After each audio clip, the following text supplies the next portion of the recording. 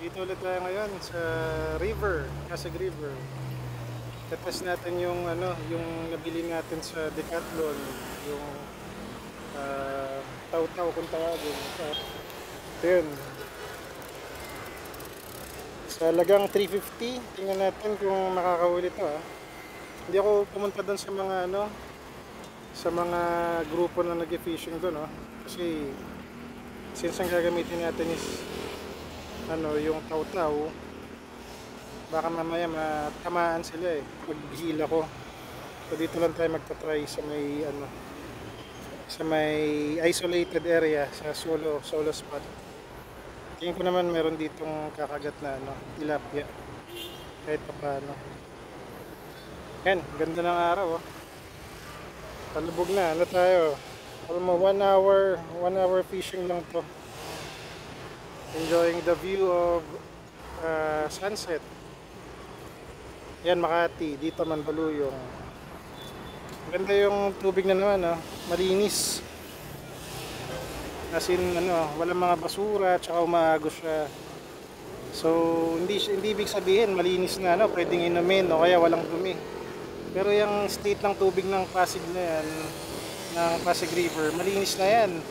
In fact, doon sa bandang Napingan, yung ating kapatid na si Sir Alvin Sarmiento, nakahuli siya ng kitang Biro mo sa Pasig River, first time ay nakahuli nun doon sa sa Pasig River.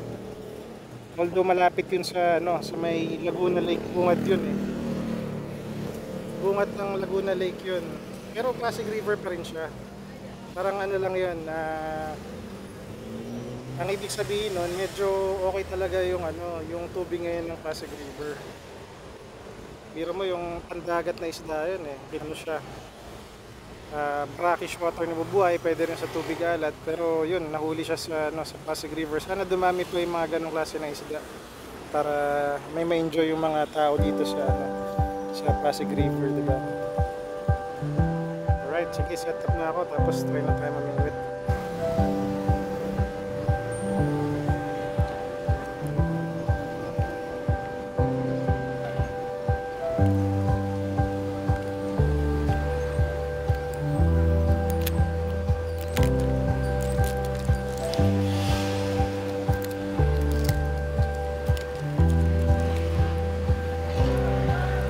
Kalat nyo, ibulsa nyo, itapon nyo sa tamang basurahan. Huwag kayo mag-iiwan sa mga pinupuntahan nyo spot.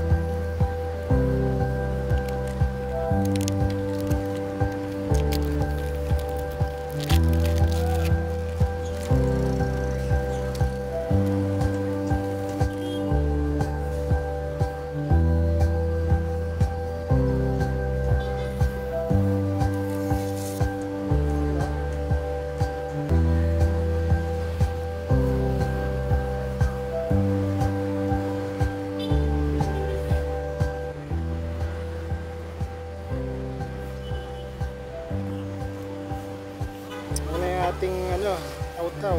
Tawag dito ay first fish. Ganda ng title Kaperlan din yan, Kaperlan. Kaya 150 lang yan sa Decathlon, nabili ko, di ba? Ganda. Tingnan natin natin kung makakahuli.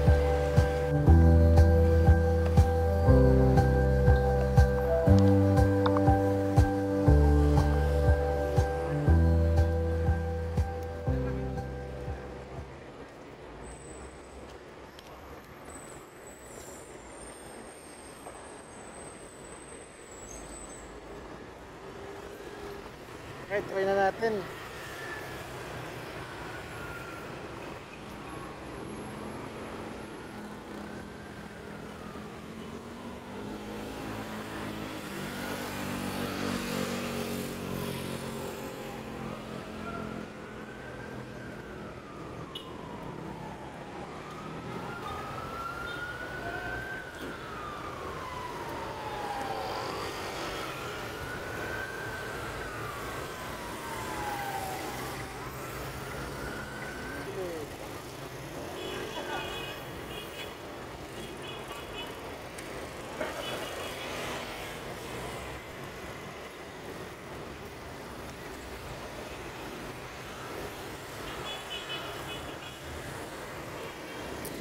Huli yung taw-taw natin, oh. Kanina pa actually nakawala yung isa eh. Hindi ko lang na-videohan. Ayan.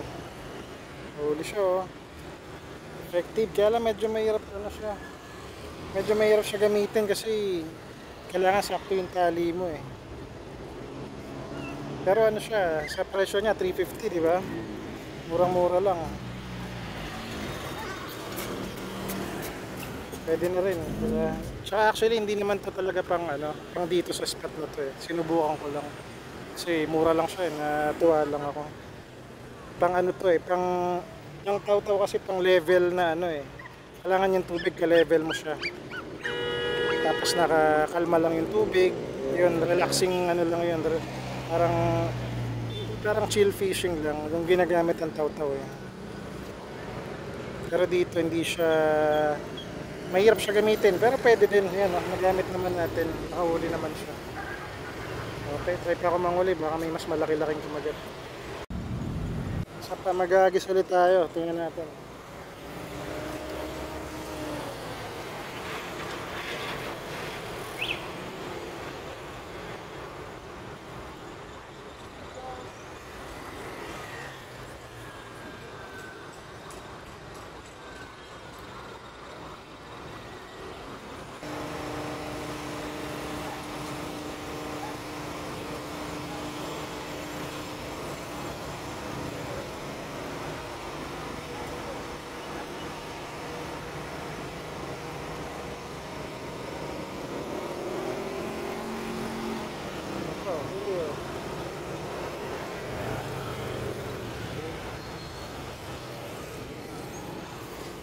Nahuli na naman tayong ano, maliit lang siya eh. Akala ko ayungin yung kumakagat. Yung pala tilapiyang medyo maliit. Maliit.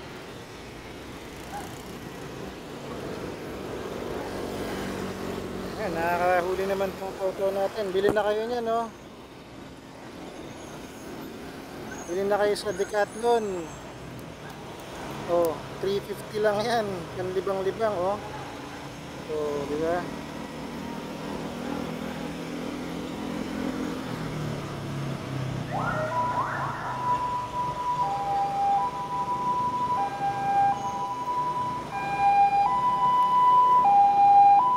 Try natin isa pa.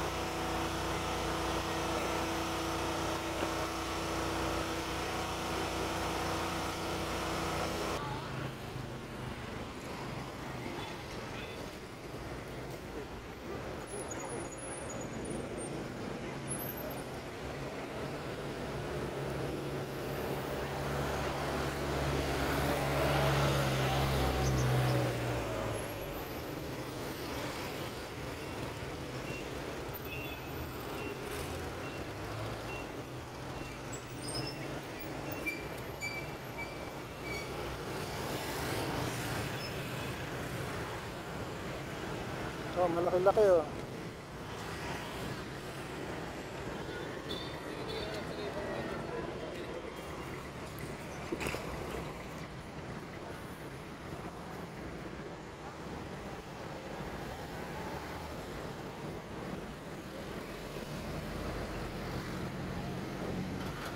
Oh, malaki-laki na to. Malaki-laki na huli natin sa taw-taw. Diba?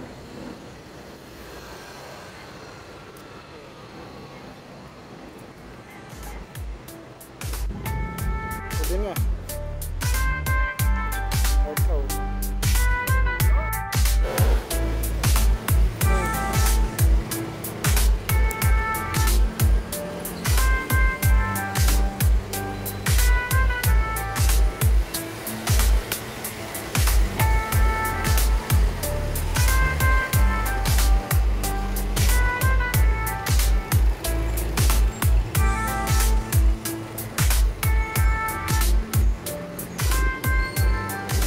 Okay, pakawalan natin to. Oh.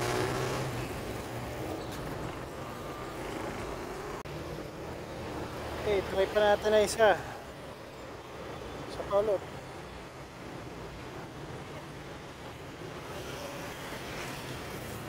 Nakaka-enjoy gamitin tong taw-taw eh.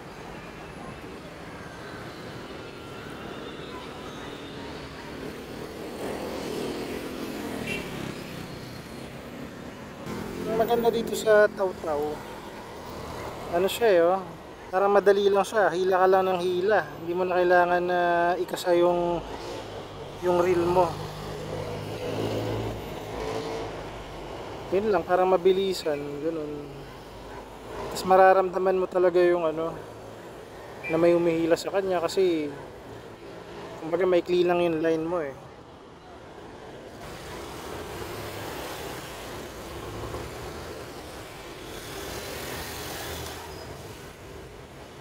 Alright. So ano na, nakahuli naman tayo kahit pa paano, maliliit lang using itong ano, itong taw-taw from Decathlon. First fish, ang pangalan nito, Copperland, 350. Sulit na, di ba? Pang aliw-aliw lang. Alright. So ano na, hanggang sa susunod na fishing adventure natin. Bye.